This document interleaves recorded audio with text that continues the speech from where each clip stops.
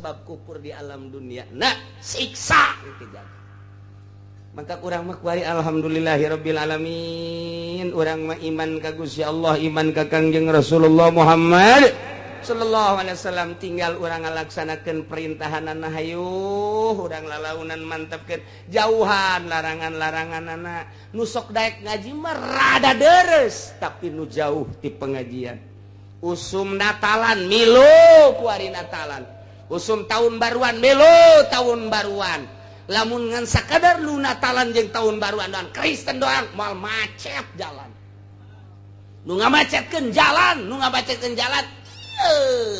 anak-anak Ki Haji termasuk Ki Haji tanya lagi milu tahun baruan milu kitu natalan Masya Allah padahal mun urang nyaritakeun natalan teh ngan sakadar itu penyelewengan tabang ngagejeburkeun urang ti ditu natal di mana tah ayana ti zaman Paus tah mah perintah ti Kangjeng Nabi Isa teu aya natalan teh mengenang kelahiran Isa teu dititah jeung teu aya tabati ditunana natalan kudu dikitu-kitu andai kata endeuh mengenang kelahiran Isa Al-Masih teu kudu make rumbe-rumbe teu kudu jeung natalanana teh moal jauh ti Islam pasti ngagungkeun ka Kangjeng Nabi Isa pasti tahlilan pasti Bismillahirrahmanirrahim teka rasa orang ngalaksanakeun puasa Rajab alhamdulillah dugi ka detik ieu poe ieu urang geus meunang sabaraha poe 15 poe alhamdulillahirabbil Sabtu Minggu Senin Salasa Rebo Kamis Jumat Sabtu Minggu jadi nuku urang keur dilakonan ku hari kagenep 11 poe sakumaha kamari nu mantak daraek jeung meureun ieu puasa lantaran nyaho kaganjaranana geus kabita nu mantak alhamdulillah poe Minggu ieu wuduk beak kabeh tanda paruasa berarti eta insyaallah alhamdulillahirabbil alamin jadi ilmu maneanganana babari horeng nu hese ge make urang geus nyaho unggal kiai dina ngalaksanakeun tahajud da pohara jasa bu ngalaksanakeun mah boro-boro nu ngadengekeun nu ceramahna ge tilok tahajud hese jasa tah eta tah makena masyaallah kali ketika urang ngajelaskeun mah kabita jasa hiji jelema nu sok tahajud jaga di akhiratna bakal moal menang popoe dimimiti kuburanana caang sebab di dunyana saat batur kerek lelah keur meujeuhna istirahat anu total teu nyaho kaler kidul jam 1 jam 2 jam 3 justru nyana mah hudang katayeup tah engke bakalna di jero kuburanana moal aya poek caang geus nyaraho kabehan ge unggal kiai nu nyebutkeun geus nyaho aing mah ilmu eta mah geus nyaho jasa geus asal anu ceramah deui geus nyaho aing ngalaksanakeun mah teu pagon bae teh jadi neanganana mah ilmu mah ceuk Imam Ghazali mah babari jasa bisa diteangan ilmu mah di imah bae atawa cara urang berangkat ti imah neangan ilmu make ongkos make tanaga kudu ngawuduk sagala neangan ilmu teh meuli bensin aya nu di imah bae neangan ilmu teh diuk bae ya aya di lemburna aya nu di televisi bae neangan ilmu teh campur-campur tama ilmu naon bae aya nu di koran babari neangan mah nu bari ngedeng bae kuari mah beuh neangan ilmu di internet bari ngedeng bisa geus macem-macem kuari mah babari cek Imam Ghazali maneangan ilmu mah nu hese ge make urang majaan Quran bae dibulak-balik tapi henteu dipake eta teh eueuh paedahna malah manu paling bahaya mah Quran dibaca ku urang tetapi ku urang di samping urang teu make ngakal ai sakadar teu make nu sunah-sunahna nu utama-utamana mah teu macan sakumaha tapi urang ngakal ngahaki lamun kuda mah ngahaki nujah cek dina Quran ulah zina urang zina padahal mah ku urang dibaca ayatna cek dina Quran ulah ngalaksanakeun riba tapi urang riba dibaca ku urang Quran cek urang cek Quran teh kudu jujur jeung adil innallaha ya'muru bil adli wal ihsan wa itaizil qurba wa yanha 'anil fahsya'i wal munkari wal baghi unggal Jumat sadunia dibaca kabeh sadunia dibaca kabeh innallaha ya'muru bil adli wal ihsani wa itaizil qurba wa yanha 'anil fahsya'i wal munkari wal baghi ya'izukum la'allakum tadhakkarun wadhkurullaha beres turun Jumat boro-boro adil boro-boro jujur jauh jeung perkataan naon kitu Quran dibaca tapi teu dilaksanakeun samarukna moal kukumaha geura paeh instruksi ti bupati bae lamun teu dilaksanakeun ieu cilaka instruksi presiden lamun teu dilaksanakeun cilaka undang-undang sanu korupsi bakal didatangkan ku KPK aju di sidang lamun terbukti nyana salah penjara di dunia ge kos kitu penjara malah lamun bener-bener tersangkana teroris ngebunuh mati eta hukum dunia bae kos kitu nyeun instruksi presiden di akhirat mah moal dikukumahakeun lamun urang maca Quran tapi urangna teu ngalakonan misalna cek Quran ulah zina nyana zina moalna naon Allah mah baran moalna naon cek Allah ulah ngalaksanakeun kredit mah riba ju urang riba bae terus moalna naon Allah mah bageus tetep dikasorgakeun ngan dikelemkeun heula di neraka moal kebal 1000 lah 1000 tahun balik teh urang teh geus nyaho segala rupa teh ngalaksanakeunana masyaallah capek kemudian didele-delekeun ka lain mahram eta teh sing hade lantaran Allah geus nyadiakeun besi di neraka jahanam ieu besi jang nyolok mata Ki Haji anu matana dipake neulean jahe melulu kan eta geus jawaban urang bangun siap teh kitu dicolok na bangun siap teu boga perasaan kumaha geus nyaho urang ilmu nama tapi tetep bae barang neuleun herang mah teu kicep-kicep urang sakitu ge geus kolot komo nu ngorakeun nek iraha urang bisa ngaba bener awak komo tama datang kapan tasawuf mah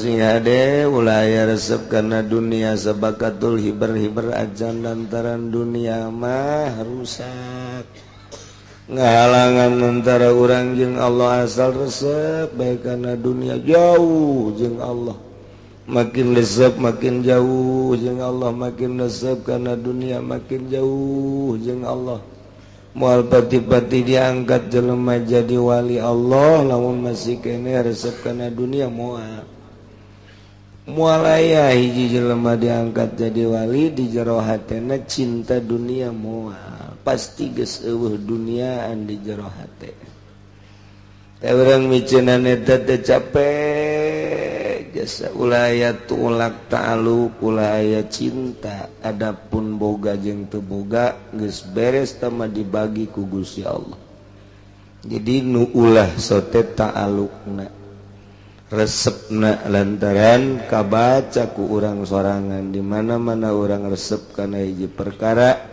pasti ku urang dicekelan bae namun geus dicekelan bae engke ge kababawa salat pasti jera urang keur menghadap ka Allah mobil sena can diganti waduh besi kaburu berangkat bae sen can diganti padahal mah keur iya kana budu iya kana nasta'in sen kababawa sen masyaallah parkir waduh tadi nabrak saeutik mah bemperna sial lecet kababawa kana salat Allahu Akbar di mana yang ngahadean bempernya bengkel mana yang rada bagus jeung rada murah padahal mah kalau ghairil maghdubi alaihim waladdallin eta kababawa bae eta kababawa beta kurang naik mobil aduh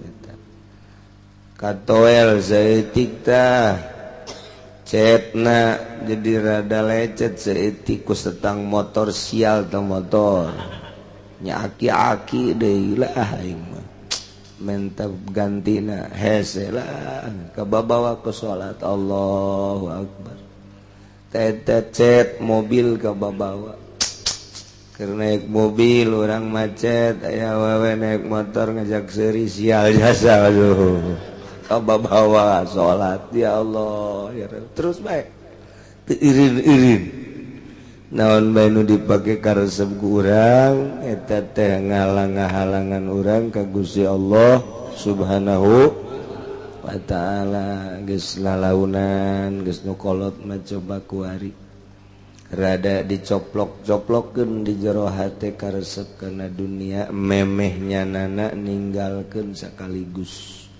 bakal ditinggalkeun pan isuk pageto teh pasti jasa urang suk ka jero kuburan dunia urang ambalaya di luhur bumi nu milu tah ieu memeh urang asup ka jero kuburan maning kuari dipetak-petakeun ku urang kuari rada disederhanakeun hate urang tah lamun geus bisa kitu kakarak mantep ya mantep pirup aya nu kieu Waalaikumsalam datang cerik bae kunaon ieu kunaon maji cerik barang mantes ti Mekah cenah kiai usaha mungsrut ieu rugi itu rugi masyaallah kuari serba hese jasa dagang hese bea kabeh jaker memeh ka Mekah mah alhamdulillah ieu ka Mekah teu beres cek aduh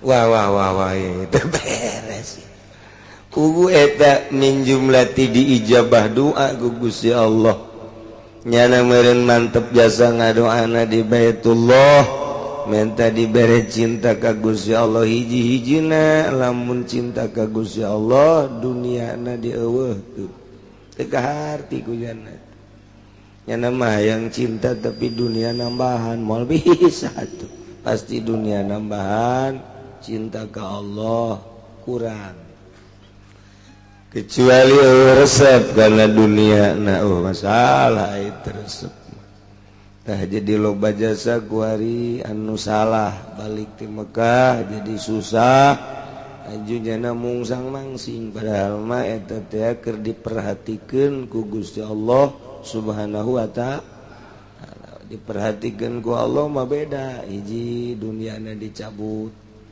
atawa diinsurobkeun kana sabilillah kedua diperhatikan ku Gusti Allah mah dibere muriang teu muriang teh keur diperhatikan ku Gusti Allah mun jelema teu muriang kurang perhatian di Gusti Allah eta kos Firaun mah sejarahna salila hirupna teu pernah sales macan nya nama Firaun mah sakaligus bae modar bae dikerem ku laut.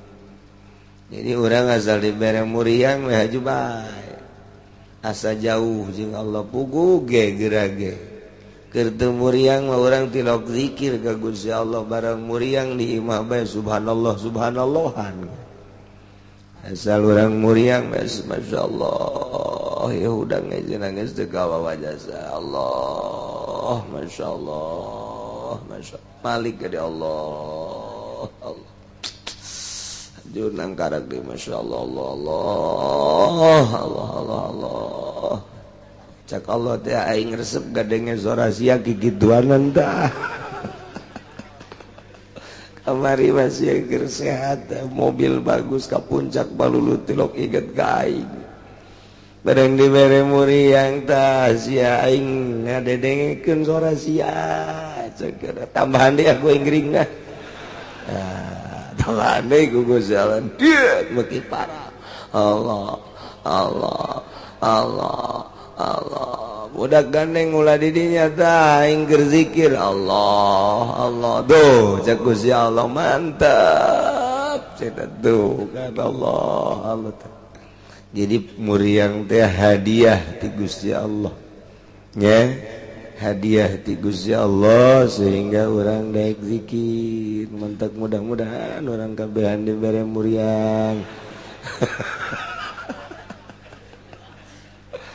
embung urang dibere muriang ai embung dibere muriang mah tu urang sehat bae bari inget ka Gusti Allah subhanahu wa taala besi teu kuat urang dibere muriang maning sehat bae pake ibadah ka Gusti Allah sebenarnya mah Allah dek nyalametkeun ka urang teh babari ayana fakir miskin eta undangan ngondang ka nu sugih lamun fakir miskin aya di hareupeun urang nu sugih teu kaondang ku fakir miskin berarti jauh keneh nu sugih ka Allah tah kos kitu aya yatim piatu eta hadiah ti Gusti Allah guguli bedan di imah aing bae ya yatim berarti eta teh nang Allah hadiah ti Gusti Allah kudu diperhatikeun mun guguli bedan di imah urang atawa seminggu sakali datang urang teu pernah mere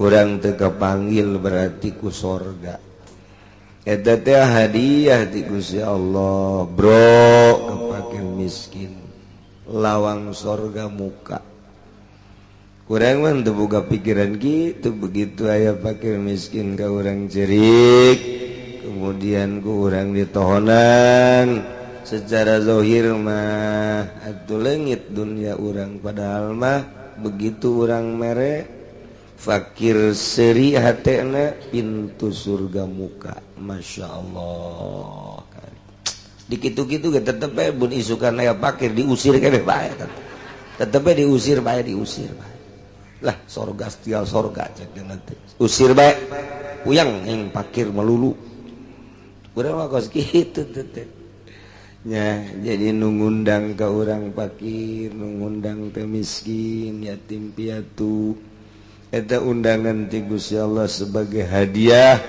itu keneh burian ta eta hadiah nu kos kitu ngaranna nya mun ku urang kaharti ya Allah ya Rabbi urang mah cinta jasa ye kana dunia hese nyoplok da hese seetik coba gitu urang mun boga 10.000 kaluarkeun 5.000 wow geuting tuh kieu atuh deting atuh 1-2.000 ih 2.000 ge atuh gede teh 1.000 atuh tah urang geus bisa metakeun kos kitu tah bagus urang boga ayeuna mah 10 juta 5 juta wow gede teuing mah kiai atuh eungap gadengeun sabaraha tuh hayangna 100 lah 10 juta 100 po sama kuncina ge hese dibukana surga teh mah bebelet terakat teman.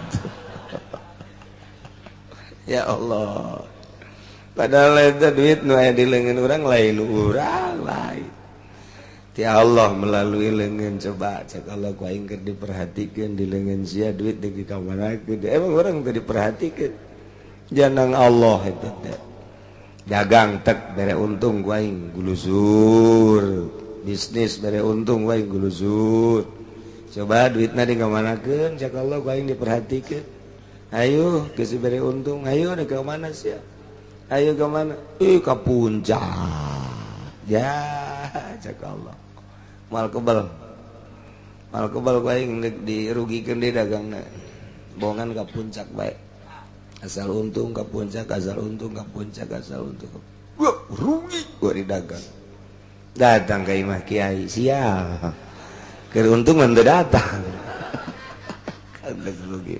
Waalaikumsalam enak man waduh sana bisnis rugi jadi kiai waduh lu biasa mah untung alhamdulillah kuari rugi jasa malah boga hutang kula ieu 300 juta doakeun kiai. Iya mau berhasil baik kula ka dieu deui geus biasa kitu doang ya bare cai sia sing senep dah geus bare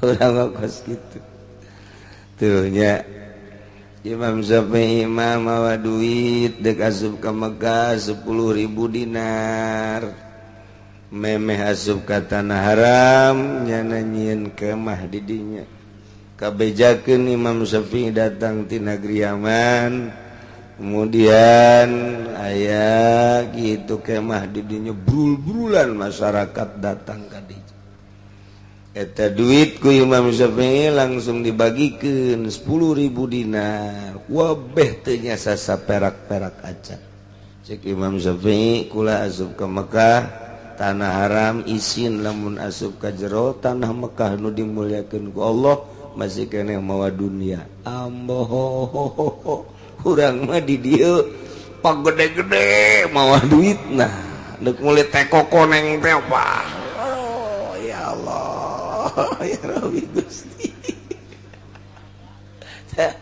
jauh amat urang jeung Imam Syafi'i lah jadi Imam Syafi'i mah meureun moal mau oleh-oleh mah ka Mekah nanya geus teu mikiran oleh-oleh kana yang geus embung mawa dunia bae ka tanah haram isin ka tanah haram nu dimulyakeun ku Gusti Allah isin ka Baitullah nu dimulyakeun ku Gusti Allah urang ka Mekah masih keneh mawa duit Masya Allah cek Imam Syafi'i teh nya asup ka Mekah geus teu mawa nanaon aya di urang ge aing moal mawa nanaon lah geus panurutan Imam Syafi'i ai dahar aing menta bae ka babaturan aing cek babaturan sial mah nyusahkeun aing ulah tetep urang mau bekal bae ieu keur carita tahapan kutub jelema diangkat jadi wali mah kos karar hitu Imam Syafi'i teh kutub dina wali autad teh 4 jumlahna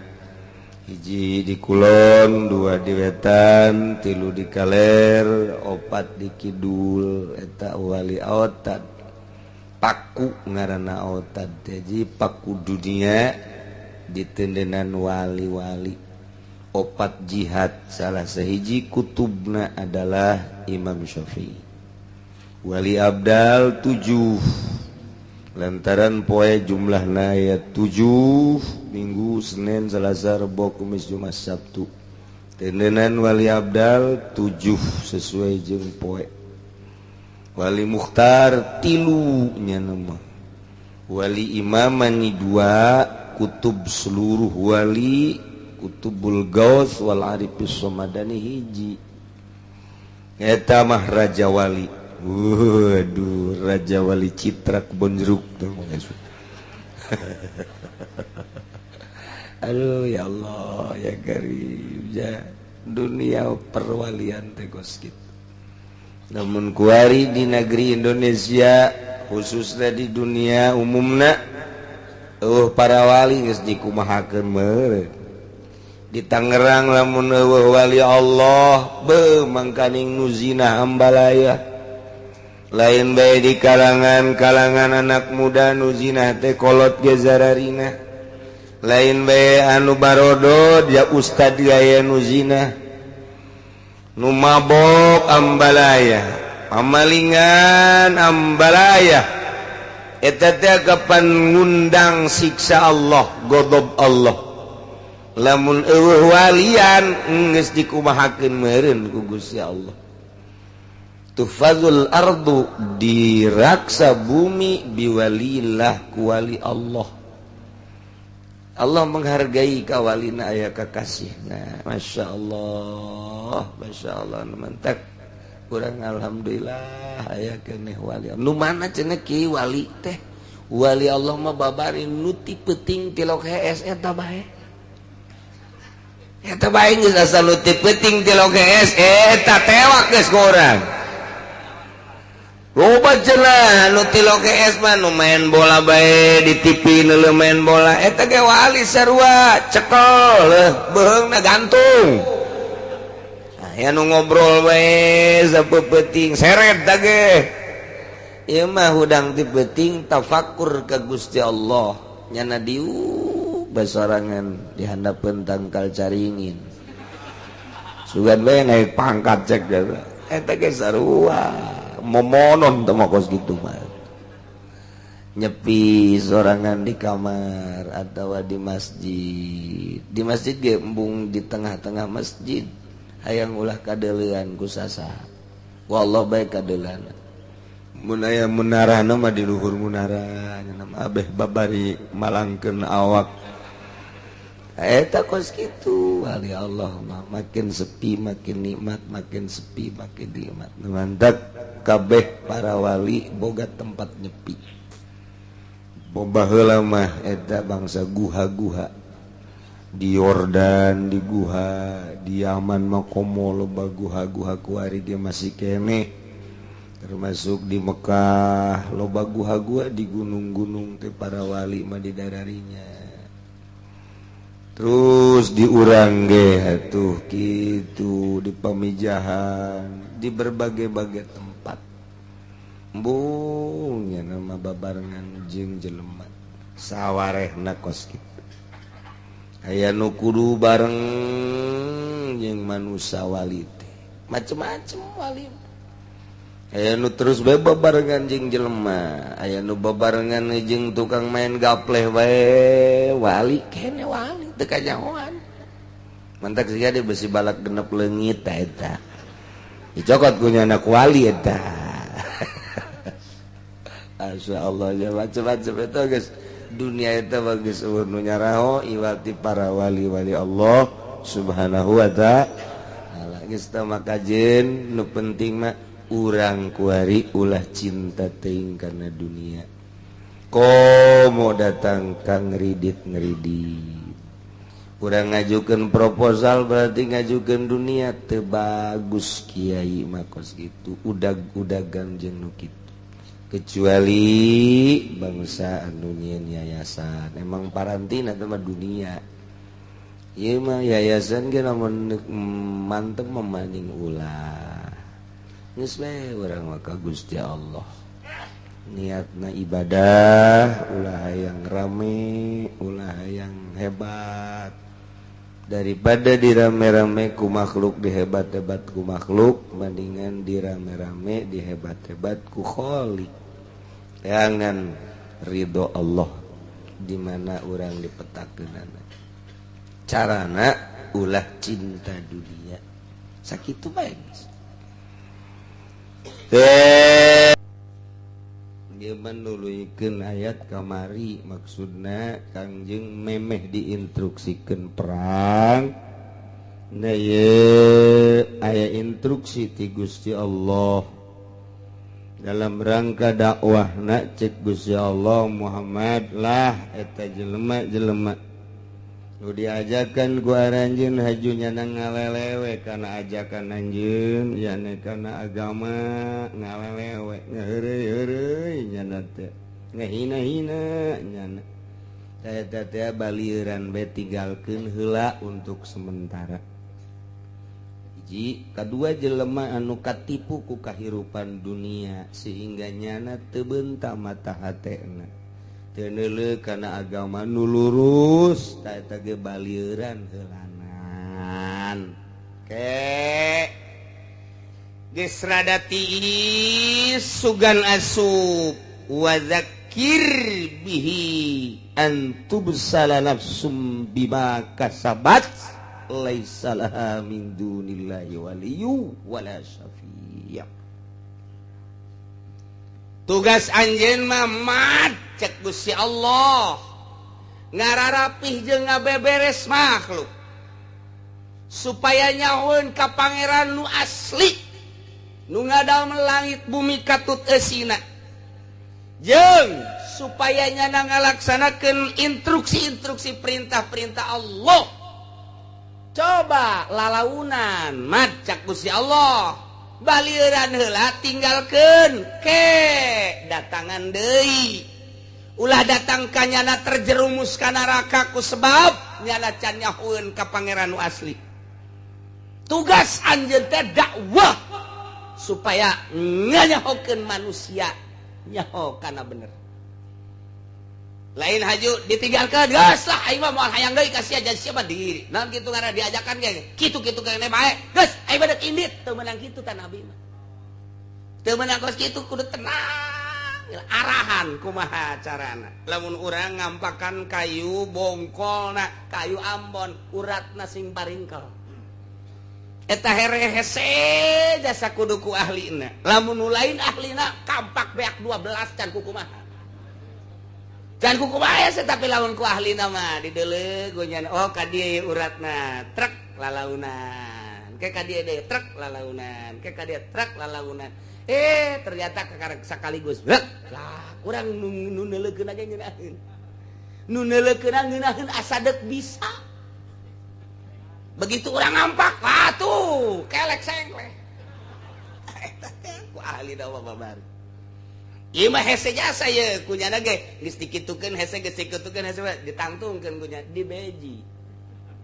Moal nyahoan ka beji ku mah lain kampung beji mah. Beji kunyana. Trek. Wah, langsung dikampak. Engke belah sorangan. Ngabeji ge aya henteu nyaho uratna mah tetep bae hese bae.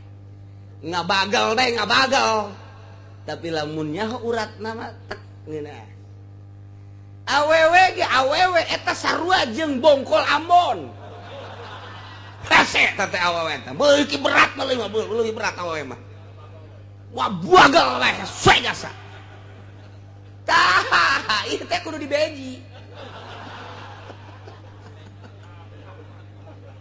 bukan pakis teh bisa geus teu gampang. Eta nu mata kaju pepegatan ancur-ancuran padahal mah anak geus 5.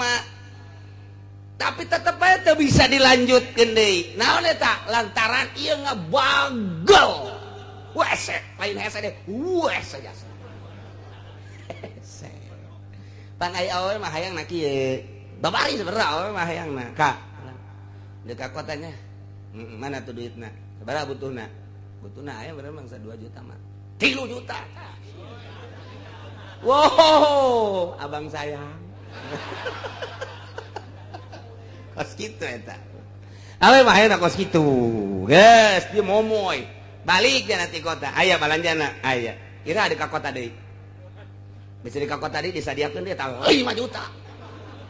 Bah, atuh jana ge geus kikiran bae. Eta awe eta kos kitu. Lamun dikurangan deh kurang. Sabaraha butuhna 2 juta jejae ge 500. Asana saminggu moal nyambel. Kapangi mah kapangi. Sakumaha jeung musuh. Nah, eta beji eta kos kitu beji. Eta kos kitu beji, masyaallah. Hese. Hartina kudu nyaho urang. Orang lamun keur boga mere ngan tetep dinasehatan ye duit mah cekel bae lah itu butuh mah ulah boleh dipake cek urang teh cukup tah nasehat ketikanya namen tadi orang teboga iya tuh ayo boga mah insyaallah ya ieu keur usaha ieu mah cekel bae sakitu can aya kek 2 poe 3 poe deui masalah boga eta ngaranna nyaho urat uratnya lagi atuh geus pahamun nya ge lamun jauh duit cek urang teh 500 tah ieu neuk los bawa henteu geus sabodo lah atuh ujianana di beji ge eta jadi eta urat da masyaallah kudu leuleuy jeung awe masa kumaha nampak endog beubereum goyang-goyangan peupeus goyang-goyangan peupeus acak-acakan ieu eta masyaallah nah dakwah ge kos kitu bayangkeun coba Kangjeng Nabi Nuh alaihi salam umurna 900 tahun nyana dakwah datang ke 400 tahun kakarak diangkat jadi rasul 400 tahun diangkat jadi rasulnya ada dakwah baik terus datang ke umur 900 tahun tinggal 50 tahun deh nu milungan 50 coba cak Kangjeng Nabi Nuh eta lamun lain rasul geus ditinggalkeun ka mana meureun ditinggal mata Kangjeng Nabi Yunus dakwah kakarak ninggalkeun doang ge eta disiksa ku Gusti Allah bentuk siksaanana diasupkeun ka jero laut antaranya ninggalkeun kaum cak Gusti Allah kunaon haju ninggalkeun tugas maneh mah dakwah daekeun jeung teu daekeun lain urusan maneh Yunus urusan aing cak Gusti Allah siapa dakwah mah dakwah bae tah eta teh rasul-rasul nu baheula teh ku urang teh kudu dijadikeun contoh dijadikeun itibar terutama urang ku ari sebagai umat Kangjeng Nabi urang Kangjeng Nabi na dakwahna aya metode khusus atuh kurang tinggal nuturkeun bae urang turutan Kangjeng Nabi urang Kangjeng Nabi Muhammad sallallahu alaihi wasallam ngan konsepna ti baheula di zaman Kangjeng Nabi Adam, Nabi Idris, Nabi Nuh, Nabi Ibrahim datang ka Kangjeng Nabi Isa, datang ka Kangjeng Nabi urang wabeh dakwah teh kudu ngalepaskeun dunia. Lain haju nyeun proposal. Teu ieu mah geus, ieu mah dakwahna lamun nyeun proposal ieu mah dibarengan ku syaitonir rajim. Ti baheula deuleu Quran ngisahkeun berbagai nabi. Nu acak-acakan dakwah lamun geus sayang dunia gas moal luhur agama moal luhur setika-tika can moal bae eueuh ti dituna dakwah nabi mana dakwah nu titah neangan dunia eueuh lepaskeun tina dunia urang lamun ngadengekeun lamun urang kayak dihareup bakal aya sejarah Kangjeng Nabi Ayub ngan jauh keneh bakal dihareupan mah urang Kangjeng Nabi Ibrahim Kangjeng Nabi Ayub mah jauh keneh asana bangsa aki-aki maka buru paeh ti heula rame jasa mangkana ya Allah Kangjeng Nabi ya sakedeung deui mah Kangjeng Nabi Ibrahim Kangjeng Nabi Ayub emang kumaha coba dakwahna begitu dakwah terus nyana ngajakan nyana ibadah nyana ngadua digoda ku setan terus bae nyana mah salat lah cak setan teh eta mah ibadah jeung dakwahna ge sakitu husuna ge nyana hayang dunia tama kos kitu ya Ayub mah jujung kelan salat dakwah ka unggal lembur tama neuk kumpul-kumpul dunia dibuktikan ku Gusti Allah dunianya na dibelem kabeh ku Gusti Allah teu boga sasiki-siki aja tetep Kangjeng Nabi Ayub dakwah Kangjeng Nabi Ayub salat goda deui ku setan tetep dakwah we geus teu boga naon Kangjeng Nabi Ayub geus eueuh sasiki-siki acan dakwah lah cak setan tama dakwahna ge tama hayang supaya anakna jeung keluargana rapi bareres tama sararehat tama tetep bae nya mah hayang keluarga dipaehan anakna ku Gusti Allah bueak kabeh dihareupeun nya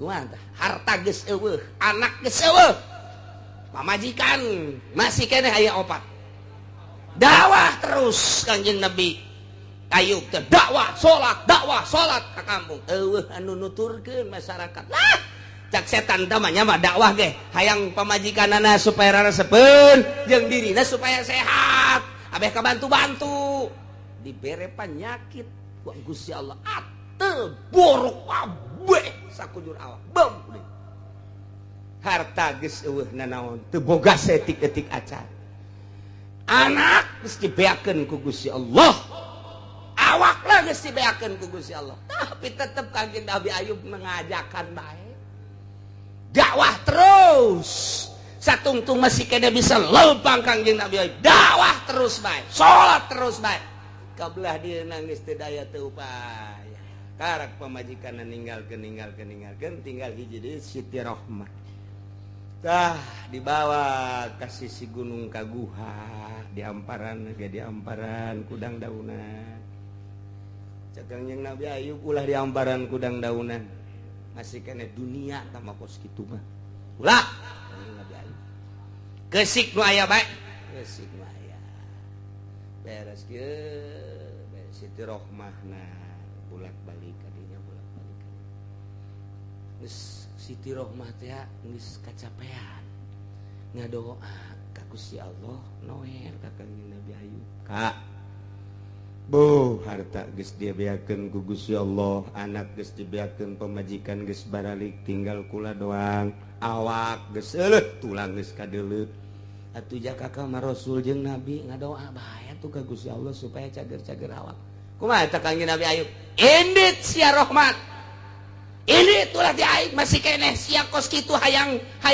naon kitu boga awak bagus berarti teh mah lain deuk dakwah kos kitu mah indit ulah ka dieu deui pokona tinggalkeun aing masyaallah saha nu kuat coba kos kitu saha nu kuat tah eta kos kitu Kangjeng Nabi Ayub teh aing mah hiji bae Allah jangan teu jaritakeun coba siapkeun proposal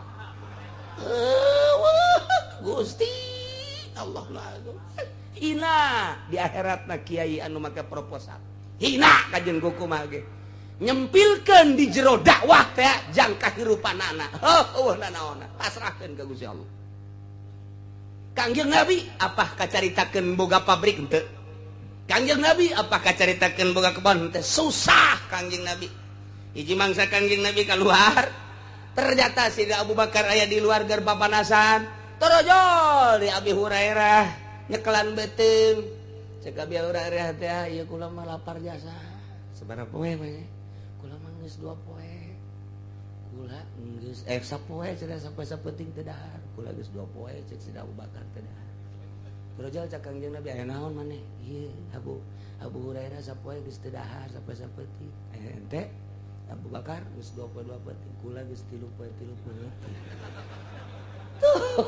masyaallah dongeng teh dongeng kos kitu hayu urang siap bae dakwah perang panghareupna pedang pangsekeutna wah gimbir atuh hujanana musuh kuari mah kiai teh dongengna lain kos kitu lain ente ngajukeun nya geus turun jan kitu kan buat kan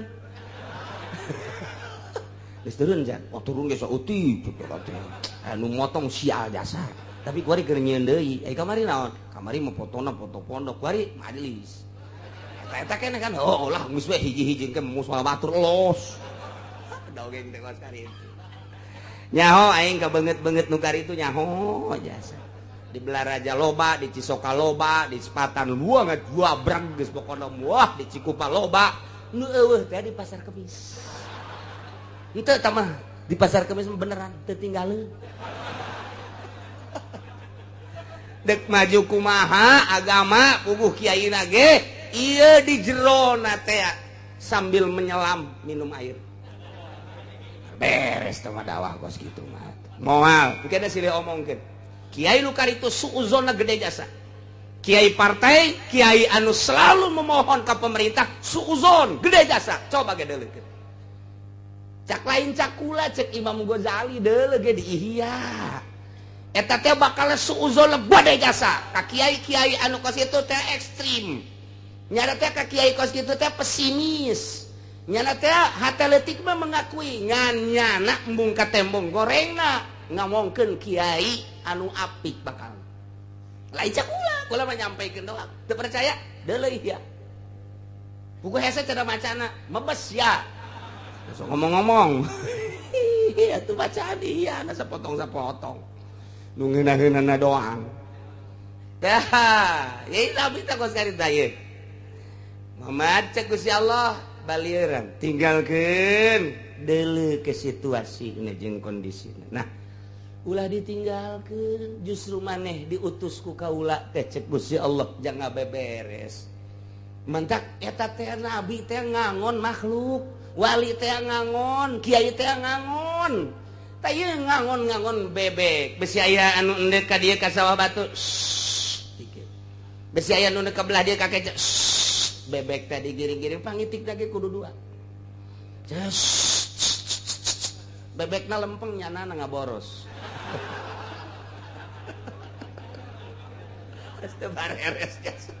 Aduh tinggal bebek bayi lah goy.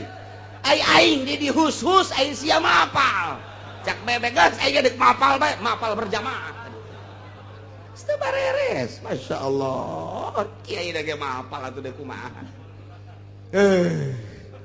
Dek kumaha ngaping makhlukna. Pan ieu teh makhluk jang ulah sok ngridit. Bukunya nana kredit. Dek kumaha coba ieu. Sing hade nya ulah sok kegemes teuing ye karena duit-duit ya ulah nyanana nyeun proposal. Ndek ngaping kumaha ka makhluk da bobolokot nyanana. Mal bisa tah mah pangitik tinggal pangitik. Engkena diomek ku bebek mana pangitik? Mana pangitik? Mana ayo aing pangitik ya. Mal beres lantaran nyanana bobolokot. Tuh da mazarwa jeung ditahan tahajud nyanana kerek bae. Diintip ku jelema sia ditahan tahajud bae diintip bae. Teh hudang bae. Heh sia. Ka aing sia nita tahajud gitu. Sia mah kerek bae. Jatuh mah nitah-nitah. Atuh bener mah bener ngan mal beres. Mal beres kajen kumaha. Coba kos kolot nggak ulah-ulah nonton TV. Ya sia nonton TV bae ka anakna. Pugunya anak keur nonton TV kieu. Nonton TV bawa enak. Sakana kena aing teh nyana ieu nu puyeng. Je abah tak kula ieu. Sia kunaon? Dia pan ka kula ti ulah nonton TV aya abah keur naon? Aing mah kolot. Wal beres. Wal beres. Jakeur ieu mah ketika jadi kiai teh paapik-apik, pasono-sono, parapih-rapih. Silih doakeun, lain silih dedeskeun, lain silih omongkeun baheula mah sebab naon? Dibeungkeut ku agama Islam ngaranna, di jero Islam dibeungkeut ku tujuan. Tujuanna hiji ngagungkeun Gusti Allah. Silakeun dek di mana bae, di pemerintah tah, di organisasi tah, di partai tah, di tani tah, di dagang teh, hiji tujuanna. Dibeungkeut ku agama, dibeungkeut ku tujuan. Allah moal aya naon? Asal geus kaluar tina beungkeutan eta bae moal beres. Agama tinggal agama meungkeut tapi tujuanna geus lain. Sieu mah tujuanna hayang kedudukan, sieu mah tujuanna hayang dunia. Agama mah agama bae ngan beungkeutan kaduana nu hese. Mantap hese eta. Nah, Muhammad wa dzakir bihi. Elingan ku anjeun ku Al-Qur'an pituturan supaya li alla tubsala nafsum bima kasabat, supaya ulah terjerumus ka neraka ku sebab pagawean-pagawean manehanana. Laisa laha min dunillahi waliyyu wala syafi', di mana geus terjerumus ka neraka lantaran didakwahan supaya percaya pangeran teh Allah endahan ka patung. Didakwahan supaya terus ngalaksanakeun perintah Allah endahan maksiat. Akibatna engke manahanana terjerumus ka neraka, di neraka laisa min dunillahi waliyyu wala syafi'. Eueuh nu bakal ngurusan nulungan, eueuh nu bakal nyapaatan, nu bakal ngaropea. Moal aya neraka nu Allah jang nyadiakeun jelema anu maksiat ka Gusti Allah, nu musyrik ka Gusti Allah. Saha nu deuk nulungan jeung saha nu deuk ngaropea. Moal aya ulah datang ka kos kitu cak Gusti Allah. Bere pepeling make Al-Qur'anul Karim ulah datang ka terjelumus ting jarungkel ka neraka. Eta kaya kiai ngadakwahan manusia teh aing nyanana pi neraka. Nggak kumaha tuh coba ngomong lagi mau bisa ngomong cau dong. Teh jelas, cak masyarakat cau. Teh jelas. Tah mantap ngelempengkeun ka Gusti Allah, dilempengkeun ku parentah-parentah jeung laranganana, di dirina bobolokot ku panyakit-panyakit. Moal tegas. Agag-agagan ngomong teh sebab ngarasakeun dirina aduh isin ka sorangan. Tuh tapi lamun lempengnya na pangeran hiji Allah, parentahanana salat puasa zakat haji, larangan anak ulah kredit ulah proposal ulah koskar itu bangsa haram nyana tegas daekeun jeung daekeun nurut jeung teu nurut lain urusan kiai urusan Gusti Allah ngan jelas kadengena ngeunah cara para wali-wali Allah subhanahu wa ta'ala mata kudu zahiron wa batinan tah Muhammad elingan pituturan ku Al-Qur'anul Karim ulah datang kagak gejebur ku pagaweanana nyana ku gara-gara teu percaya ka aing cak Gusti Allah kita percaya ka aing sebagai pangeran endahan ka batu ka patung kita nuturkeun parentah-parentah ngalaksanakeun parentahan maksiat ieu bakal terjerumus luruskeun pituturan supaya ulah kitu di badak ke geus teu nurut engke ka neraka wali sapi lu bakal ngarope jeung bakal nulungan engke kaduhung di akhirat ketika nyana kokoseran deuk ditebus wa inta dil kulla adli andai kata awakan saha bae nu geus ngagejebur ka neraka deuk nebus ku berbagai tebusan-tebusan kul adli la yu'khad minha moal ditarima tebusanana ditebusnya ku dunia katut eusina moal bisa katebus eta teh bahasa kos kitu teh teu narima tebusan cek Gusti Allah ke jaga di akhirat di mana manehna cilaka ka neraka aing teu bakal narima tebusan sakira-kira ditebus ku dunia jeung eusina ge moal ditarima moal aya ieu nu nebus deuk saha pabrik eueun ono moal ditarima tebusan anak dina hati aing teu narima kana tebusan titik neraka bae ulah datang kasih gejebur ka neraka luruskeun Muhammad zakir bihi hok pepelingan jelema teh ku Al-Qur'anul Karim nah ulaika alladzina ubsilu bima kasabu jelema-jelema eta nu teu narurut kana ajakan anjeun Muhammad titah mangeranan ka aing endahan ka batu ka patung titah narurut ka parentah aing ngalaksanakeun endahan maksiat mabok digedekeun zina korupsi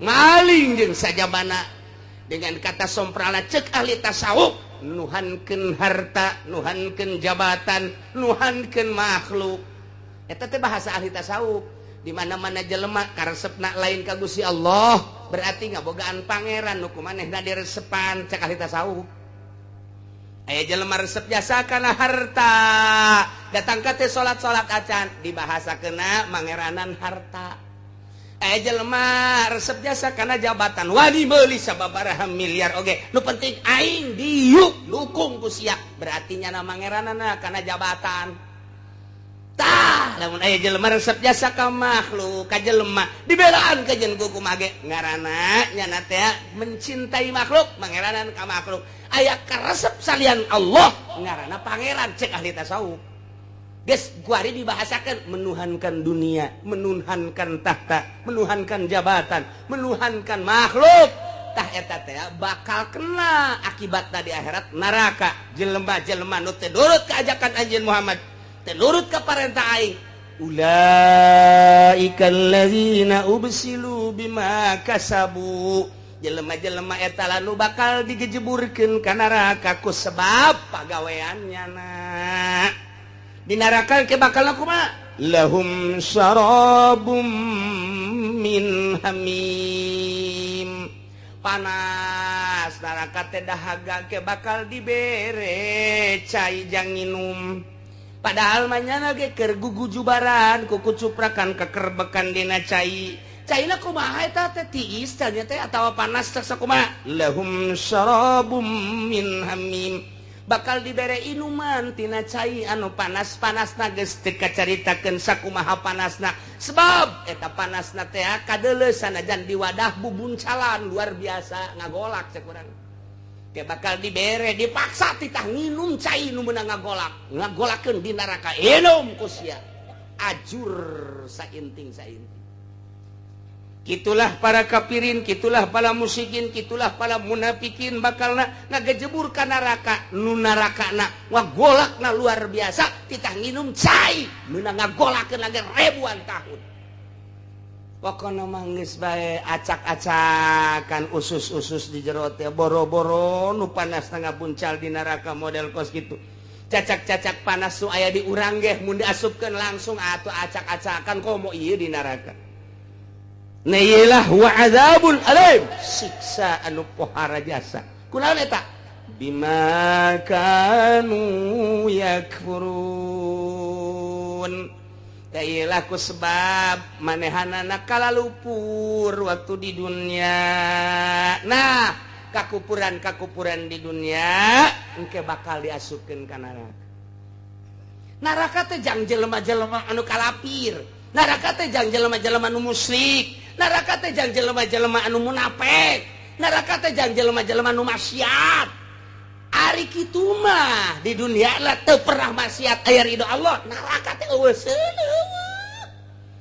seuneu sakumaha nu kamari caritakeun Ki Bahlul. Eta Ki Bahlul teh kuburanana di Baghdad. Ketika kula berangkat ke Baghdad, aya kuburan di dinya Bahlul. Tadina masuk neuleuh di kitab bae Ki Bahlul horenganan aya kuburanna ieu Bahlul teh. Bahlul teh sakurun jeung kitu Ki Abu Nawas. Sakurun jeung Ki Abu Nawas teh zaman Raja Harun Ar-Rasyid. Ditanya, jageus teh kapanggih Ki Bahlul asal aya geus saminggu teu kapanggih jeung nyentas di mana? Tas di neraka. Tas ulin ka neraka. Hah, sia ngomong jak raja. Tas di mana? Tas ulin di neraka. Dek naon tuh? Jangan seuneu sugan aya bae seutik. Jang naon? Ya, jang ngarokok. Si Bahlul cak raja teh. Pohara teh si budak Bahlul. Jadi Ki Bahlul teh seorang wali, seorang ulama, sarua jeung Abu Nawas. Ulama, wali. Cuman manehanana embung katangen, embung kanyahoan kawalian jeung kaulamaanana. Sebab Raja Harun Ar-Rasyid memeh nyana jadi wali, yakni keur raja nyana teh diktator. Kumaha aing bae cek Raja Harun Ar-Rasyid. Mantak embung teu make Al-Qur'an sepenuhna. Mantak Ki Bahlul ya. Wali ulama cuman nyana teh wawalah disebut Bahlul sia.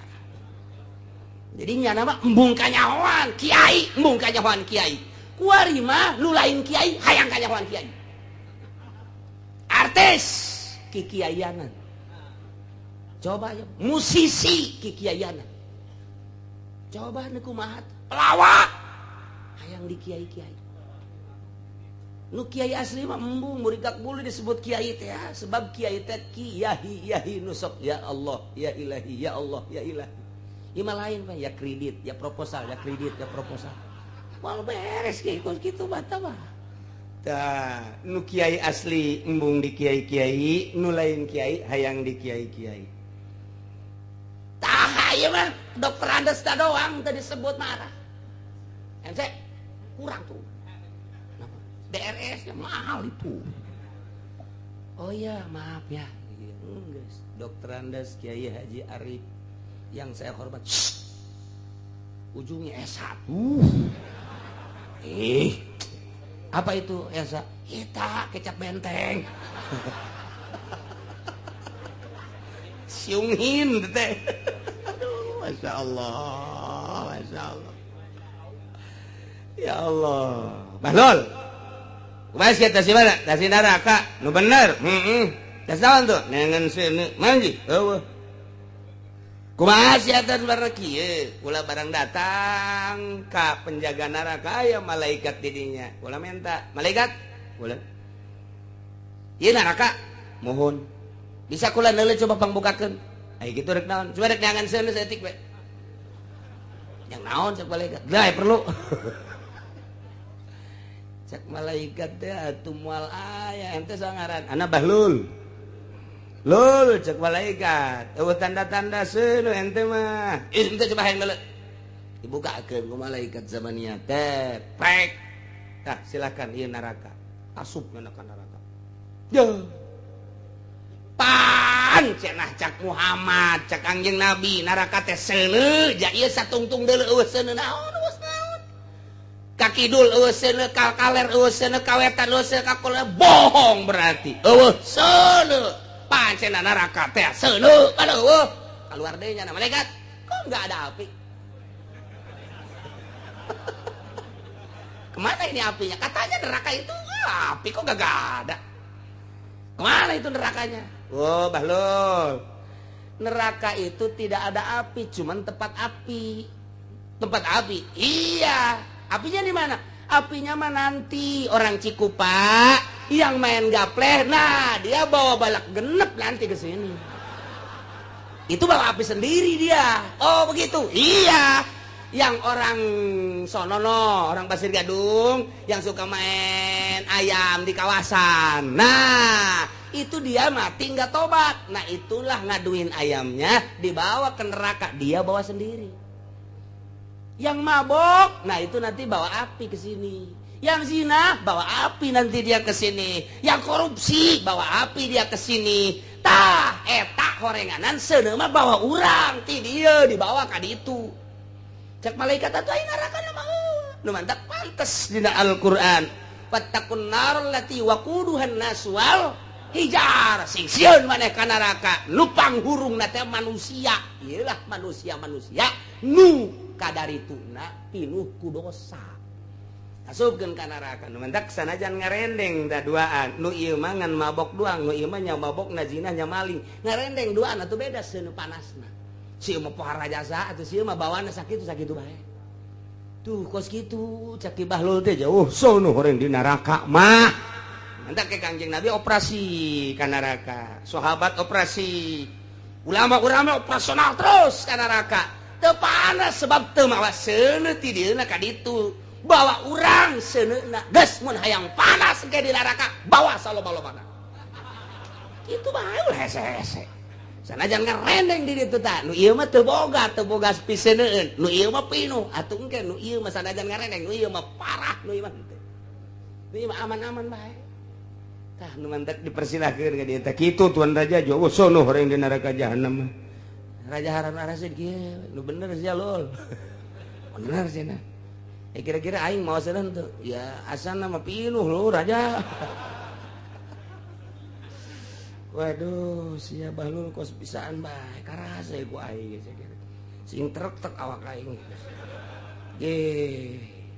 Engke bakalna kumaha teu kumaha tah mah terserah tuan raja kira-kira bakal hayang kabeuleumna rada rosa teu teruskeun. Kira-kira hayang aman di dituna teu tah mah eureun jadi rajana. Eta mah terserah tuan raja ngan kula geus ngalalakon kana neraka kos kitu. Duh, cek Bahlul cek tuan raja teh.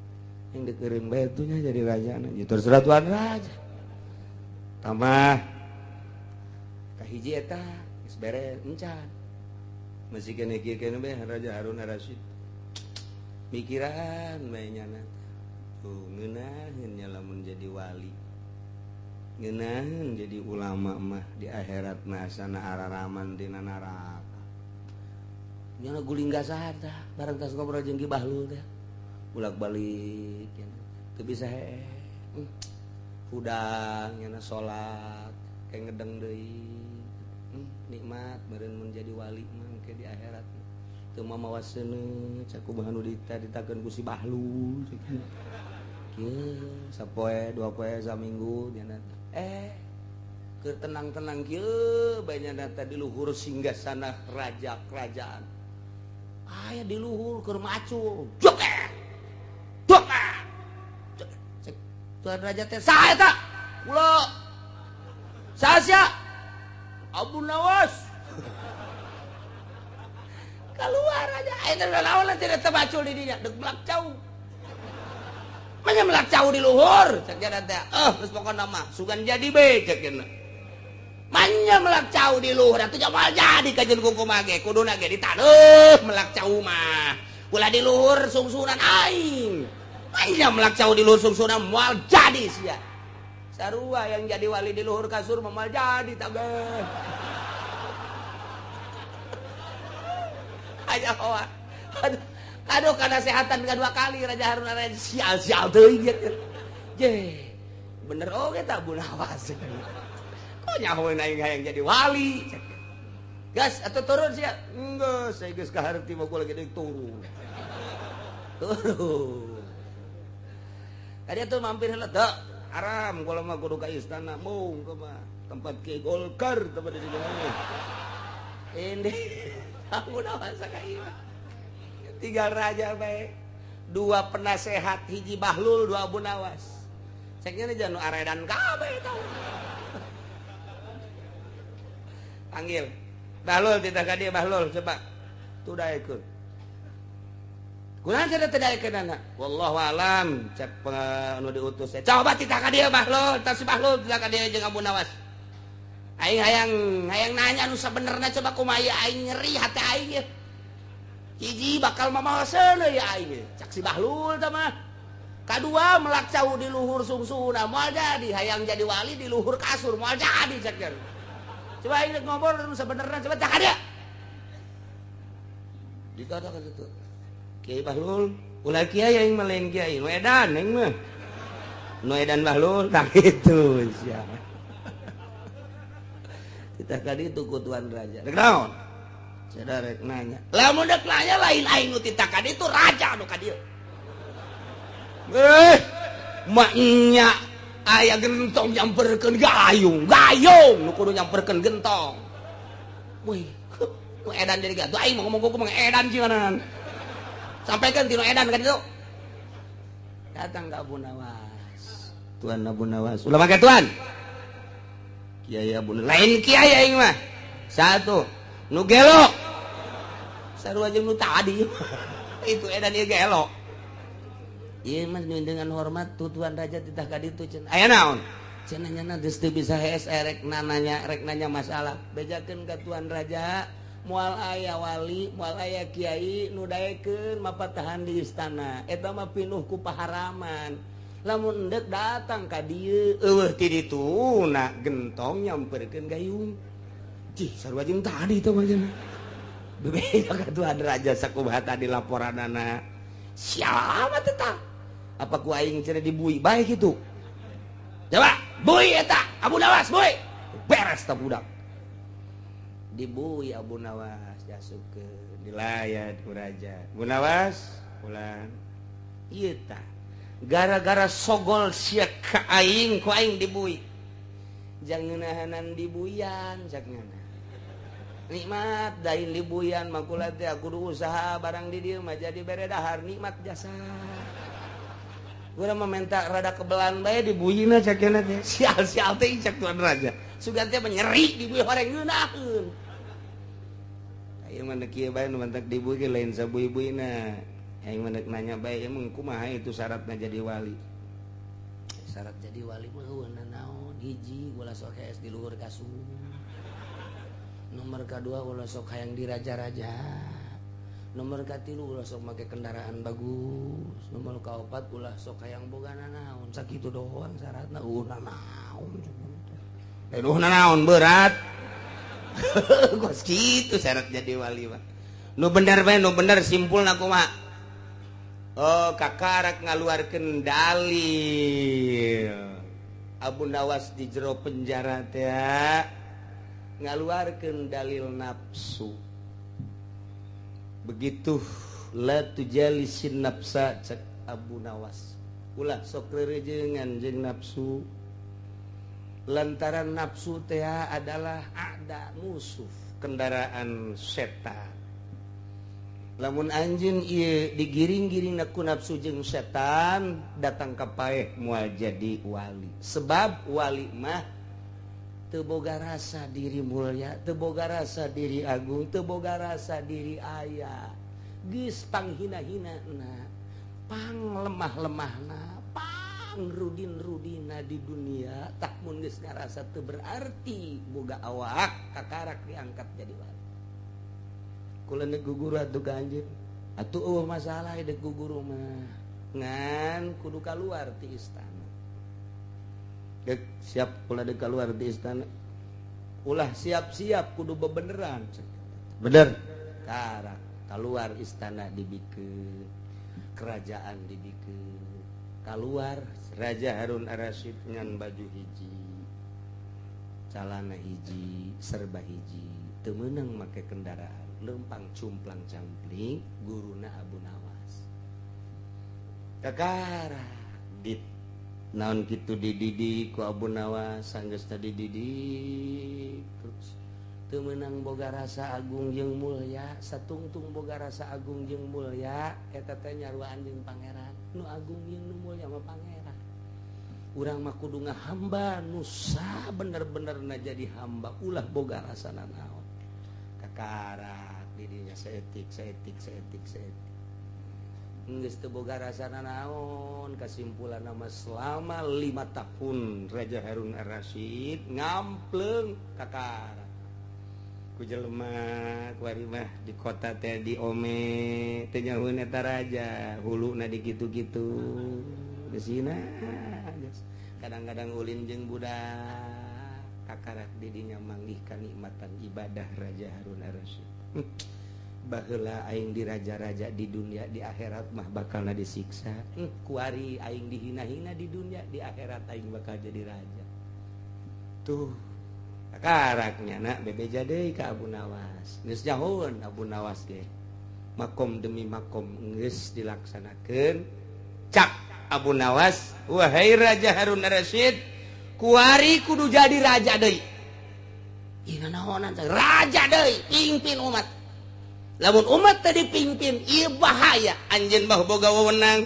anjeun mah boga wilayah anjeun mah keturunan anak keturunan ti dituna keturunan ti sahabat nah pimpin dititah mimpin deui lantaran kuari mah yeuh geus moal hayang dunia kita jadi raja deui dipaksa kudu raja jadi raja deui jadi Harun Ar-Rasyid ngan geus jadi wali geus kuari mah rajana geus bener-bener dakwah ngalempeng-lempeng umat ngarapih-rapih umat supaya umat ulah sasar diajak ke jalan tauhid diajak ke Gusti Allah baheula mah aing jadi raja hayang untung ti umat kuari mah supaya umat hayang untung ti aing cek Raja Harun Ar-Rasyid lamun aing lamun sia nyararahon naon nu aya di aing hate aing teh naon iwal ti hayang ngalempeng-lempeng sia ngalurus-lurus anjeun pahe para kaum pahe para umat deuk diajak ka Gusti Allah geus kuari mah ulah boga pikiran naon aing mingkin anjeun semata-mata deuk diajak ka Gusti Allah tamun geus kos kitu los jadi raja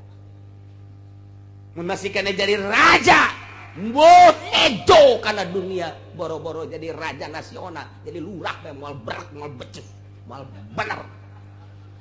moal bener SPPT aya 2 geus kumaha tuh kadituna tuh sertifikat aya 3 atuh diganda-gandakeun deui kumaha boro-boro jadi lurah jadi arat dia moal beres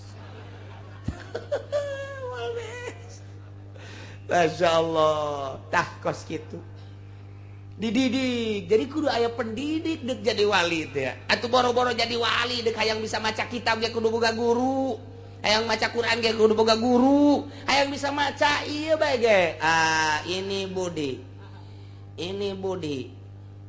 ini eta kudu boga guru Masya Allah tapi aya murid ngaleuwihan ti guru kadang-kadang aya Hasan Basri boga murid ngaranna Al-Habib Habib Ajam dididik ku nyana cumplang-campling sarua kabeh ge jadi wali mah kos kitu beres kawalianana geus kanyahoan kuari muka pondok pesantren biasa geus di mana-mana jadi kiai dakwahna lurus geus aya dina makom wali mah geus teu hayang kauntungan dunia hiji bae ngalempeng-lempeng ngajak manusia eta teh tadi teh tah naon kitu ngaranna ngangon wali teh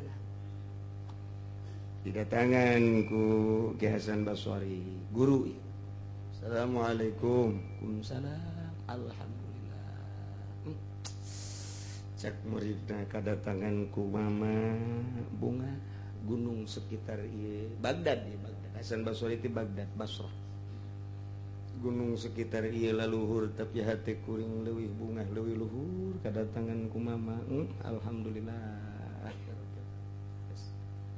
didele ku mata zahir didele ku mata batin ku Ki Hasan Basri berapih geus bener-bener lillah segala rupa namagahan ngajina lillah berjamaahna lillah kadatangan tamuuna terus balillah diperhatikeun ku Ki Hasan Basri bagus datang ke pangkat kawalian anu optimal sempurna datanglah ke waktu dahar sore dahar roti aya segala aya macam-macam aya pas dek dahar aya tukang menta-menta. Assalamualaikum. Waalaikumsalam. Dilele wah Habib murid hampura guru mana ke dicokotan tah naon-naon nu aya roti nu aya di dinya 3 geledek dibikeun ka tukang menta-menta. Aya lauk daging ayam segala rupa dibikeun, aya sanguh dibikeun. Sedangkan Ki Hasan Basori teh duaan deui mawa batur jadi 3 di dinya. Pas rotina 3 dibikeun kabeh. Cara ricing di hareupeun meja kosong. Cak babaturan teh cenah wali yang murid mama kayak gitu munnya ge wali atuh meureunan kudu ngahormat ka urang bener gak ya baraman atuh lah dibikin kabeh. Oh ya mama ni lesang kieu ieu mah tinggal ngelapan bae.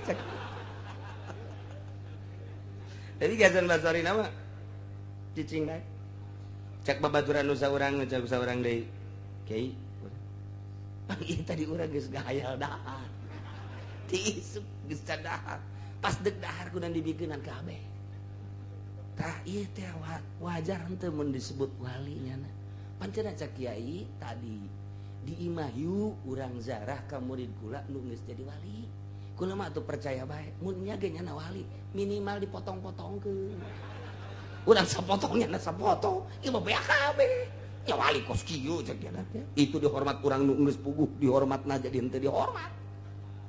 Hasan Basori kieu aing ge can kaharti cek Hasan Basori teh wali gede aing ge can kaharti cek tapi ku aing dideuleuh nya teh wali geus pokona teu misleuk bae teh murid aing teh geus diangkat jadi wali cek tapi emang ge ieu kos kieu nyaho cek mati kaharti keur gumreng bae ai eta mah fakir miskin teh eta di luar assalamualaikum aya 3 dibere kabeh atuh seserian wah hehe bose betul cak baturna anu disuguhan urang nu daharnya na pan ieu kos kieu ngaranna waduh teu beres cek teh nu dua mah ngomong mah tapi Ki Hasan Basori mah ngan saukur kieu da ngingin kaharti tetep ngingin kaharti jol beta Ki Habib dia datang di hari emang tidak lahar cak tiada ke dahar naon kayu di dahar ngantu ngaromong di hatena masing-masing ye ke sakedeung deui urang dahar nikmat luar biasa kakarake ngomong kos kitu tarajo assalamualaikum. Waalaikumsalam cek Ki Habib teh.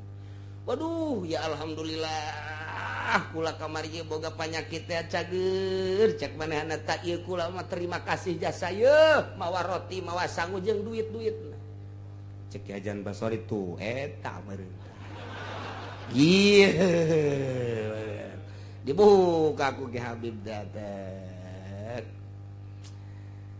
Sedangkan nu tadi teh keur diberean teh aya keneh nyesa roti hiji deui dibikeun tadina 4 nu 3 dibikeun nu hiji henteu sebabnya ana pantiluan pribumi saurang nu dibikeun nu 3 nu pribumi mah henteu hiji pancak anu saurang teh eta ngan hiji doang mun kurang di dahar ku tiluan kurang jadi geus lah urang daripada urang kurang dahar mending teu dahar kabehan kan gitu begitu datang teh tabu diumbrakeun di meja cek misa urang deh tadi mah bikin kabeh eta rotinya ieu loba jasa pan moal ka dahar eta tuh cek Ki Hasan Basori kaluhuran murid aing berarti nya geus nyaho ieu nu mantak dibikeun kabeh bakal aya gantina leuwih bagus tah eta teh murid leuwih luhur tibatan guru nama jadi walina setahap dengan seukur sakieu muridna mah geus pohara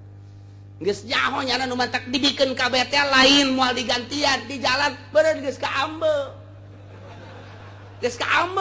wah ieu menu geus aya di jalan ieu menu ieu eta mantak kieu Hasan Basori beres dahar nyana terus bebeja ka muridna be ieu mama di mama ku anjeun di guruan ku anjeun tapi mama ayeuna deuk nanya ka anjeun ieu mah nu manta kaju ngaluhuran ti mama datang ka nyaho di jalan ieu geus kaembek ku anjeun teh rahasiana naon sakali ditanya dua kali tidak ngajawab demi Allah make wallah wali mun geus make wallah geus bae teu daya teu upaya kulantaran mama make sumpah kula bisa ngaluhuran mama kula mah ieu eueuh sama sakali cinta dunia jadi kula mah sama sakali jang dahar ge geus teu hayang-hayang acan ai mama mah memang geus cinta teu cinta kana dunia ngan kadang-kadang mikiran jang dahar keluarga aya mama mah kos kitu saeutik kula mah geus teu saeutik ketika acan geus eueuh be pokona mah dinolkeun urusan dahar mah eueuh sabakatul hibar-hibar acan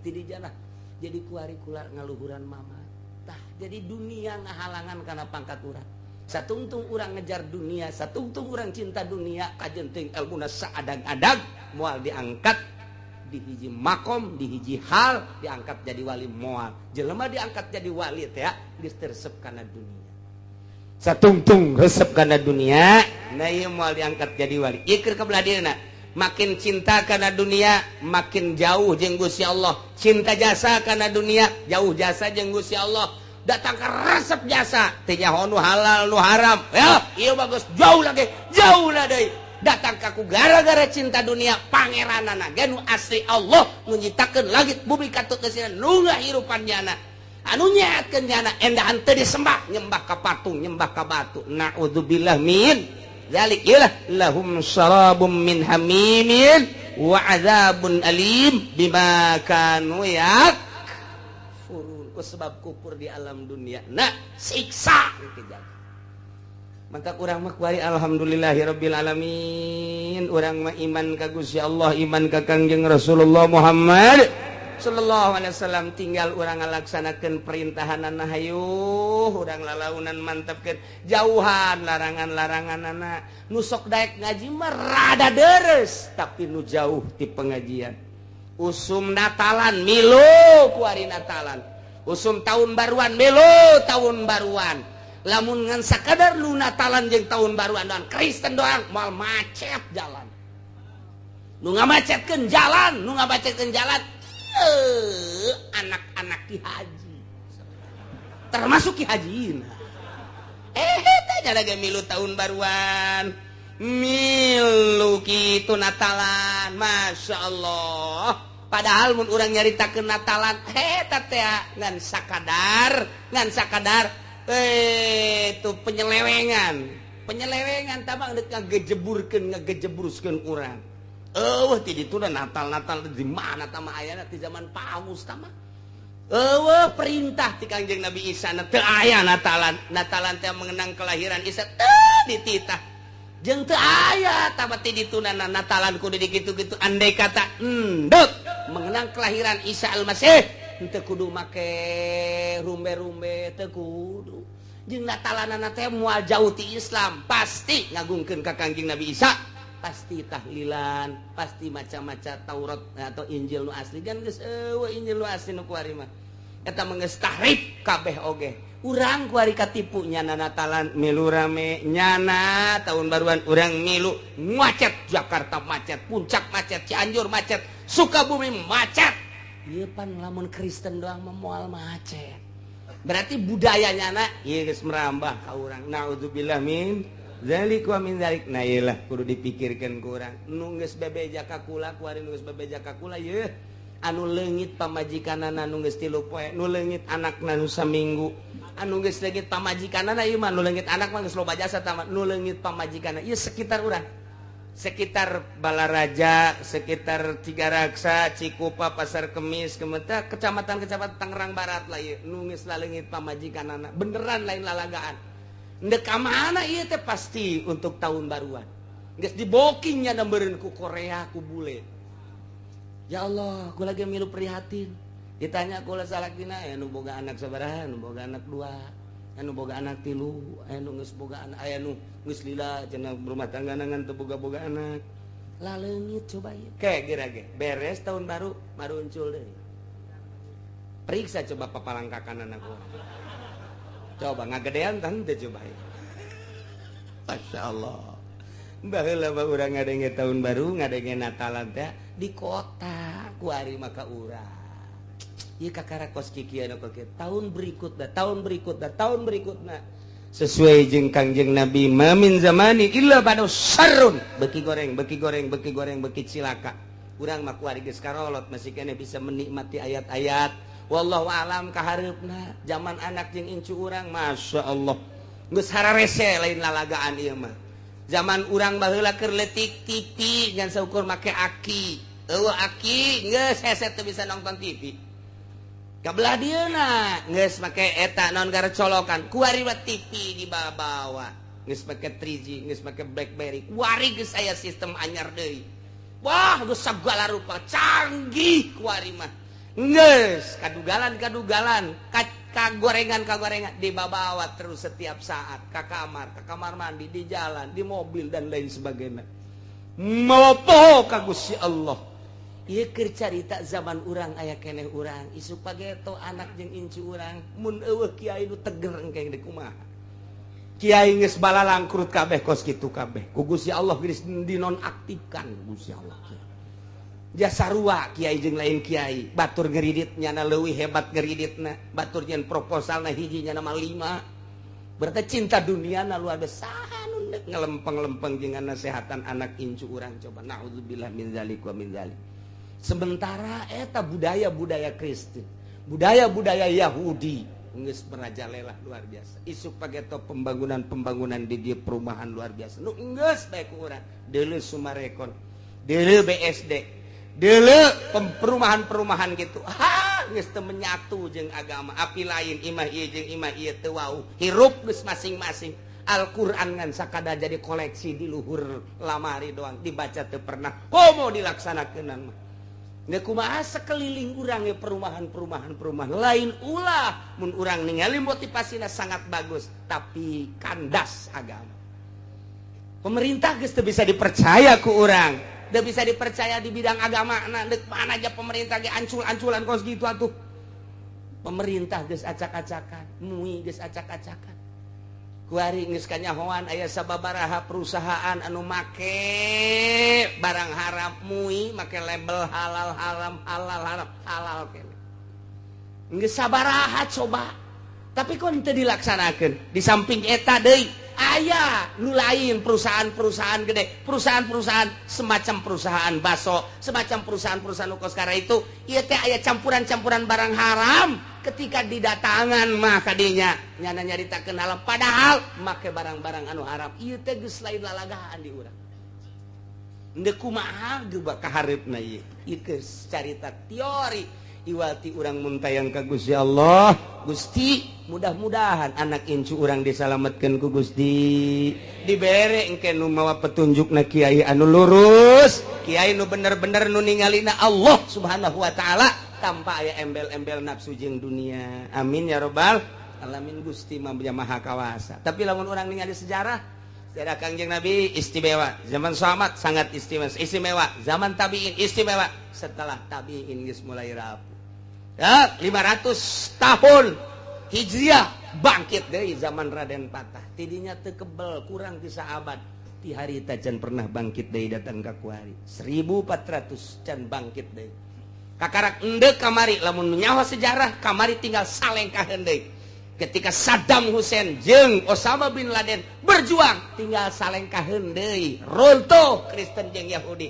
Tetapi Allah encan menghendaki bunuh Saddam, bunuh itu Osama bin Laden, kuari bangkit deui. Encan kamari teh lamun sangat mengamati perjalanan Osama bin Laden jeung Saddam Hussein, dua manusia eta ngejungkel Kristen, ngejungkel Yahudi. Di urang teh kurang lantaran informasi dati ditu teh dikaburkeun. Teu meunang urang mencintai itu. Teu meunang urang teh terus mengikuti, teu meunang lantaran urang bertekuk lutut ke Amerika. Nah, kuari geus encan, kuari keur wujudna raramena kuari teh. Urang mah teu paham ieu teh perseteruan antara Palestina jeung Israel, teu paham Syria, teu paham Mesir. Teu paham, nu paham teh ngan saukur kikituan mah horeng di jero na mah keur main anu dahsyat luar biasa.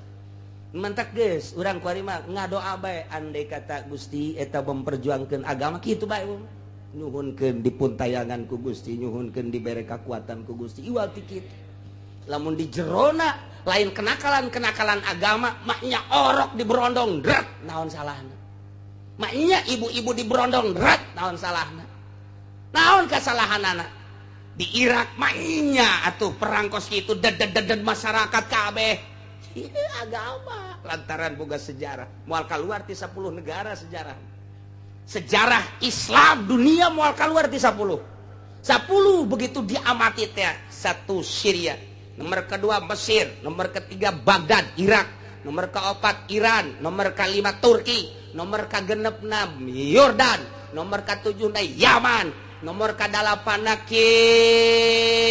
kitu Palestina, ke-9 Israel, terakhir ieu Mekah jeung Madinah 10 negara. Tiangan coba ge ditafsir hanya 10 negara. Urang carita Kangjeng Nabi Adam di ditu. Carita Kangjeng Nabi Idris daerah ditu. Carita Kangjeng Nabi Nuh di ditu. Carita Kangjeng Nabi Ibrahim di ditu. Oh, kacaritakeun sugan aya hiji nabi lahir di Cangkareng aya lain nu kamari. Cangkareng. Aya mah isin ngadengna nabi lahir di Cangkareng. Masya Allah. Aya berak ngaranna teh ya Allah, teu pantes jasa. Tuh gini inget ke MZ pisan da MZ urang ka Kangjeng Nabi Muhammad mangeunahkeun jasa ya habibi ya Muhammad nikmat cek MZ ya mengenang MZ coba nu eta ya habibi ya tugimin aya beta MZ sakitu nama Masya Allah. Nah mal kaluar ti dinya teh sejarah urang mun nyaritakeun Kangjeng Nabi Ibrahim Syria berarti Syam. Urang nyaritakeun Kangjeng Nabi Nuh Turki berarti. Urang nyaritakeun Kangjeng Nabi Ayub Baghdad berarti. Urang nyaritakeun Kangjeng Nabi kitu Yunus Nenawi sarua Baghdad. Kuburan-kuburanna masih araya kene aya kene nu mantak kuari lamun urang ka Baghdad moal mah 10 poe zarah aya beberapa nabi. Urang ka Syria aya sababaraha nabi, ka Turki ka ditu ka Yordan encan kuburan-kuburan para sahabat Masya Allah moal kaluar ti negara eta nyaritakeun urang berbagai tafsir nyaritakeun Kangjeng Nabi Nuh eta caah di mana gunung judina di mana geus araraya kabeh di negara itu kabeh turunan urang mah ka dieu zaman harita mah encan aya Cikupa encan aya Pasir Gadung encan aya lah anyar tah mangkos gitu. Tetapi lamun kurang diamati Indonesia nu anyar tahun 500 kakarak bedah Indonesia zaman Wali Sanga tapi kuari termasuk negara terbesar Islam alhamdulillahirabbil alamin. Ieu pohara Indonesia teh pohara Islam nu pang loba-lobaan cuman kuari mun ngukur kualitas Masya Allah ngan tetep bae urang mah mun tayang jaaya baheula pejuangna para wali Allah janyana mah pan teu maot mantak begitu Muhammadiyah ngaharamkeun ziarah bangkit bangsa Indonesia ka orok-orok hayang jarah menang saha eta mun lain menang Allah moal bisa wah beh zararah penting mah zarah bae salat gitu timbal pagede-gede oh masalah. Ya Allah ya Rabbi leilah lalakon dakwahna Kangjeng Nabi make metode anu rapih langsung ti Gusti Allah ketika itu teu beres indit ke geus tiis datang deui rapihan manusia sangkan ulah ka neraka kitulah konsep dakwah teh bebener jelema teh tuduhkeun jalan anu lurus ieu meunang ieu henteu bejakeun ieu wajib ieu sunah bejakeun ieu makruh ieu mubah bejakeun ulah eureun-eureun tanpa aya embel-embel muatan selain daripada dakwah. Mudah-mudahan urang kabehan dibere kuat pemerintah urang mudah-mudahan dibere teger dibere lurus jeung adil para kiai ge mudah-mudahan dibere kararuat ku Gusti Allah sehingga bumi pertiwi Indonesia makmur kuat agamana kuat negara jeung bangsana sehingga urang kabehan ada dina ridho Allah Subhanahu wa taala bi barakati ummil Quran al-Fatihah. Bismillahirrahmanirrahim. Alhamdulillahirabbil alamin. Arrahmanirrahim. Maliki yaumiddin. Iyyaka na'budu wa iyyaka nasta'in. Ihdinas siratal mustaqim. Shiratal ladzina an'amta 'alaihim ghairil maghdubi 'alaihim waladdallin. Allahumma shalli wa sallim ala sayyidina Muhammadin fil awwalin wal akhirin wa barik wa sallim wa radiyallahu ta'ala an sadatina ashabi sayyidina Rasulillah ajma'in. Min ya Allah ya rabbal alamin. Allahumma ihdinas siratal mustaqim. Allahumma ihdinas siratal mustaqim. Allahumma ihdinas siratal mustaqim siratal ladzina an'amta 'alaihim minan nabiyyin wasiddiqin wasyuhada'i wassalihin. Wa hasuna ulaika rafiqa dzalikal fadlu minallahi wa kafa billahi alima wa shalli wa sallim ala jamil anbiya'i wal mursalin alhamdulillah.